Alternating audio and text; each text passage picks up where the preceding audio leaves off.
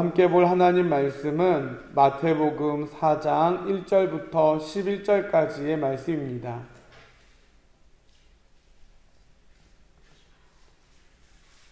마태복음 4장 1절부터 11절까지의 말씀입니다. 말씀을 함께 보도록 하겠습니다. 그때에 예수께서 성령에게 이끌리어 마귀에게 시험을 받으러 광야로 가사 40일을 밤낮으로 금식하신 후에 줄이신지라. 시험하는 자가 예수께 나와서 이르되 내가 만일 하나님의 아들이거든 명하여 이 돌들로 떡덩이가 되게 하라. 예수께서 대답하여 이르시되 기록되었으되 사람이 떡으로만 살 것이 아니요 하나님의 입으로부터 나오는 모든 말씀으로 살 것이라 하였느니라 하시니, 이에 마귀가 예수를 거룩한 성으로 데려다가 성전 꼭대기에 세우고 이르되 내가 만일 하나님의 아들이거든 뛰어내리라. 기록되었으되 그가 너를 위하여 그의 사자들을 명하시리니 그들이 손으로 너를 받들어 발이 돌에 부딪히지 않게 하리로다 하였느니라. 예수께서 이르시되 또 기록되었으되 주 너의 하나님을 시험하지 말라 하였느니라 하시니, 마귀가 또 그를 데리고 지극히 높은 산으로 가서 천하 만국과 그 영광을 보여 이르되 만일 내게 엎드려 경배하면 이 모든 것을 내게 주리라. 이에 예수께서 말씀하시되 사단아 물러가라. 기록되었으되 주 너의 하나님께 경배하고 다만 그를 섬기라 하였느니라. 이에 마귀는 예수를 떠나고 천사들이 나와서 수종드니라. 아멘. 시험의 목적은 시험을 보는 사람이 어느 정도 능력을 가지고 있는지 파악하는 데 있습니다. 그리고 시험을 통과했다라고 하는 것은 더 이상 그 시험에 얽매이지 않아도 된다는 의미입니다. 따라서 시험을 통과하면 또다시 그 시험을 준비할 필요가 없는 것이지요. 오늘 말씀은 예수님께서 사단으로부터 시험을 받으신 이야기로서 예수님은 우리가 쉽게 넘어지는 이 세 가지 시험에서 모두 이기셨습니다. 오늘 이 시간 시험 받으신 예수님을 보면서 우리가 쉽게 넘어지는 삶의 문제에 대한 예수님의 모범 답안은 무엇이었는지를 살펴보고 우리도 예수님처럼 승리의 삶을 살아갈 수 있어야 하겠습니다. 우선 예수님이 당하셨던 세 가지 시험은 무엇이었습니까? 첫 번째로 돌들로 떡덩이가 되게 하라 라고 하는 시험이었습니다. 지금 예수님은 광야에서 40일 동안 금식을 하신 상황입니다. 그렇다면 지금 이 순간 예수님에게 가장 필요한 것이 무엇이겠습니까? 바로 먹는 것 아니겠습니까? 그런데 오늘 2절과 3절 말씀을 보십시오. 40일을 밤낮으로 금식하신 후에 줄이신지라. 시험하는 자가 예수께 나와서 이르되 네가 만일 하나님의 아들이거든 명하여 이 돌들로 떡덩이가 되게 하라 라고 말합니다. 사실 예수님은 그동안 수차례의 떡의 기적을 행하셨습니다. 예수님은 돌을 떡덩이로 만들 수 있는 능력을 가지고 계시는 분이십니다. 그런데 이 능력을 어떻게 사용하느냐가 중요합니다. 예수님은 그분의 능력을 자신의 배고픔을 해결하는 데 사용하지 않으셨습니다. 사실 내가 가진 것을 나를 위해 사용하는 것은 어쩌면 세상의 이치로서는 너무나도 당연한 것입니다. 그러나 예수님은 어떻게 하십니까? 오늘 4절 말씀을 보시면 예수께서 대답하여 이르시되 기록되었으되 사람이 떡으로만 살 것이 아니요 하나님의 입으로부터 나오는 모든 말씀으로 살 것이라 하였느니라 라고 말씀하십니다. 하나님의 입으로부터 나오는 모든 말씀으로 살 것이라. 즉 하나님의 영광을 위하여, 다시 말해 하나님을 우선순위로 두면서 사셨다라는 겁니다. 또한 마귀는 3절에서 네가 만일 하나님의 아들이어든 이 돌들로 떡덩이가 되게 하라 라고 시험합니다. 그렇습니다. 마귀는 세상에 속한 사람들은 떡을 보며 살아가는 사람들이지만 예수님께 속한 사람들은 세상의 떡이 아니라 하나님의 말씀을 바라보며 사는 사람들이라고 하는 것을 명확하게 보여줍니다. 그러므로 성도는 어떻게 살아야 합니까? 우리는 하나님의 말씀으로 내 영혼의 굶주림을 해결하며 살아가는 자가 되어야 된다는 것입니다. 저와 여러분은 어떻습니까?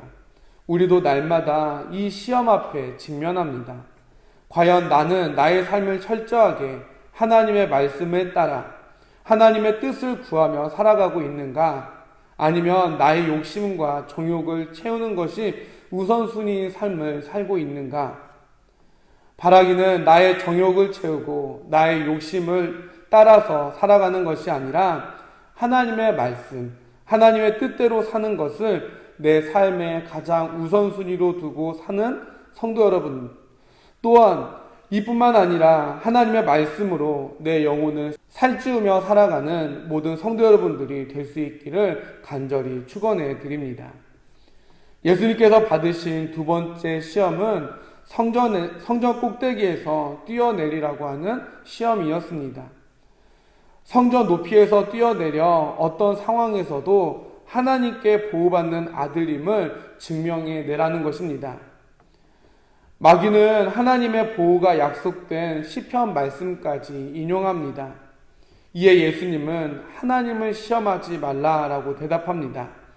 이미 자신은 하나님 아버지의 보호 가운데 있는데 내 스스로 나의 요구를 하나님께서 들어주시는지의 그 여부를 따라서 하나님을 판단할 수 없다라고 하는 의미입니다.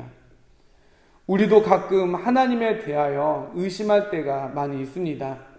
이런 경우는 보통 내가 하는 일이 잘 풀리지 않을 때, 잘 되지 않을 때 이렇게 하나님의 존재에 대하여 또는 하나님께서 나와 함께 하시는지에 대하여 의심할 때가 많이 있습니다.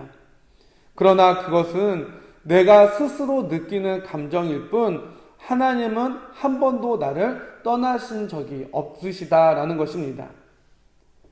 시편 기자의 고백처럼 나를 눈동자같이 지키시고 주의 날개 그늘 아래에 나를 늘 보호하여 주시는 분이시다라는 것입니다. 여러분은 이 믿음을 가지고 계십니까? 바라기는 신실하신 하나님, 나와 언제나 동행하여 주시는 그 하나님을 늘 바라보며 흔들리지 않는 믿음을 가지고 살아가는 저와 여러분이 될 수 있기를 소망합니다. 마지막 세 번째 시험은 사단에게 예수님이 저라면 천하 만국의 영광을 주겠다라고 하는 시험이었습니다. 마지막으로 사단은 예수님을 높은 산으로 데리고 가서 세상의 천하 만국과 세상의 영광을 보여줍니다. 그리고 본인에게 엎드려 경배하면 이 모든 것들을 주겠다라고 시험합니다. 저는 개인적으로 이 마지막 시험은 그래도 예수님께서 다른 시험보다 쉽지 않았나라고 하는 생각이 듭니다. 왜냐하면 예수님 자신이 하나님의 독생자이시고 하나님께서 천지 만물을 창조하셨을 때 함께 그 창조 사역에 동행하셨던 분이십니다. 반면 사단은 어떻습니까?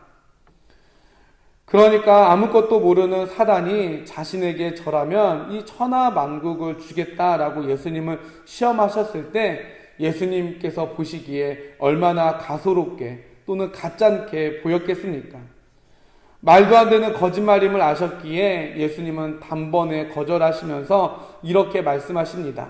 오늘 10절 말씀을 보니까 이에 예수께서 말씀하시되 사탄아 물러가라 기록되었으되 주 너의 하나님께 경배하고 다만 그를 섬기라 하였느니라. 아멘. 예수님은 다시금 신명기 말씀을 통해 예배의 대상은 오직 하나님뿐임을 밝히고 있습니다. 이 시험의 본질은 결국 우리가 하나님을 경배하는 자로 살아가느냐 하는 것입니다. 사단은 오늘날 우리에게도 동일하게 유혹합니다. 사실 사단을 숭배하고 경배하라고 하면 그 누가 이 말을 듣겠습니까? 그래서 사단은 교묘하게 돈을 보여주며 출세와 성공을 보여주며 미끼를 던지고 우리로 하여금 돈 때문에, 출세 때문에, 성공 때문에 신앙을 버리고 양심을 버리고 세상과 타협하는 일을 행하도록 우리를 부추깁니다. 그리고 그때 나도 모르게 이러한 것들에 빠져서 나오지 못하게 되고 그 순간 우리는 이미 세상이라는 가면을 쓴 사단의 노예가 되어버리고 마는 것입니다. 그러나 예수님은 너의 하나님만을 경배하라 라고 선포하십니다. 이와 같이 우리에게 필요한 것은 세상과의 타협 또는 신앙의 타협이 아니라 예수님과 같은 단호한 선포입니다. 물러가라. 나는 오직 하나님만을 경배하고 섬기리라. 오늘 이 예수님의 고백이 세상을 살아가는 우리 모두의 고백이 되기를 축원합니다. 마지막으로 우리가 살펴봐야 할 것이 예수님의 승리의 비결이 무엇이었는가 하는 것입니다. 오늘 본문을 보시면 그 비밀은 딱 하나입니다. 예수님이 시험에 직면하면서 한결같이 인용하신 말씀이 있습니다. 사단이 예수님을 찾아와 시험할 때 예수님이 반복하여 강조하신 말씀 무엇입니까? 그것은 바로 기록되었으되 라고 하는 말씀입니다. 오늘 4절 말씀 또한 7절 말씀 이어지는 10절의 말씀을 보십시오. 동일하게 기록되어 있지 않습니까? 예수님이 광야의 시험을 이기기 위해서 붙잡았던 것 그것은 바로 하나님의 말씀이었습니다. 따라서 우리는 다시 하나님의 말씀으로 돌아와야 합니다. 그리고 하나님의 말씀을 나의 삶의 진정한 원리로 삼고 살아가는 자가 되어야 합니다. 그렇게 살아갈 때 우리는 우리를 무너뜨리고 넘어뜨리려고 하는 사단의 시험과 유혹을 넉넉히 이겨낼 수 있을 것입니다. 말씀을 보고 말씀을 읽고 듣고 또한 묵상할 수 있기를 바랍니다. 바라기는 이 말씀을 통해서 세상을 이기고 하나님을 더욱더 의지하는 성숙한 그리스도인들이 되시기를 주님의 이름으로 간절히 축원해 드립니다. 함께 기도하도록 하겠습니다. 하나님 감사합니다. 다시금 이렇게 주님 전에 나와 예배드리게 하시니 진실로 감사를 드립니다. 더욱더 이 코로나가 확실히 정복되어서 다시금 예전의 일상으로 되돌아가게 하시고 다시금 모든 성도가 주님 앞에 나와 예배드리며 하나님께 영광 돌리는 은혜가 있게 도와주시옵소서. 주님이 40일 금식 후 마귀에게 시험을 받았으나 넉넉히 이기신 사건을 통해 우리도 주님 따라 우리의 인생에 찾아오는 온갖 유혹과 시험을 이겨낼 수 있게 되기를 소망합니다. 하나님의 말씀에 순종하고 하나님의 보호하심을 의심하지 않는 믿음으로 살며 세상이라는 가면을 쓴 마귀와 타협하지 않고 오직 하나님만을 섬기는 저희들 되게 하여 주시옵소서. 그리하여 날마다 언제나 승리의 삶을 사는 저희들 되게 하여 주시옵소서. 많은 환우들이 있습니다. 환우들을 기억하여 주시고 아픈 그들에게 보호자가 되시고 친구가 되어 주셔서 하나님 항상 주님께서 늘 함께 해주시는 그 은혜를 붙잡으며 살아가는 모든 환우들 되게 하시고 힘들고 어려울 때마다 더욱더 주님을 붙잡으며 믿음으로 승리하는 환우들 될 수 있도록 주님 함께하여 주시옵소서. 이제는 길이요 진리요 생명이요 부활의 첫 열매가 되어주신 우리 주 예수 그리스도의 은혜와 독생자 아들까지 아낌없이 내어주시는 하나님의 크고 넓으신 사랑하심과 성령님의 감화, 감동, 교통, 치유하시는 역사하심이 오직 하나님의 말씀에 순종하며 또한 하나님께서 늘 나와 함께 해주심을 의심하지 않고 세상과 타협하지 않고 오직 하나님만을 섬기는 성도로 살아갈 것을 다짐하는 그리하여 사단이 주는 어떠한 시험에서도 늘 승리하는 삶을 살 것을 소망하고 다짐하는 사랑하는 성도들 머리 위에, 각 가정 위에, 그리고 이 나라와 이 민족 위에 이제로부터 영원토록 함께하여 주옵시기를 간절히 축원하옵나이다. 아멘.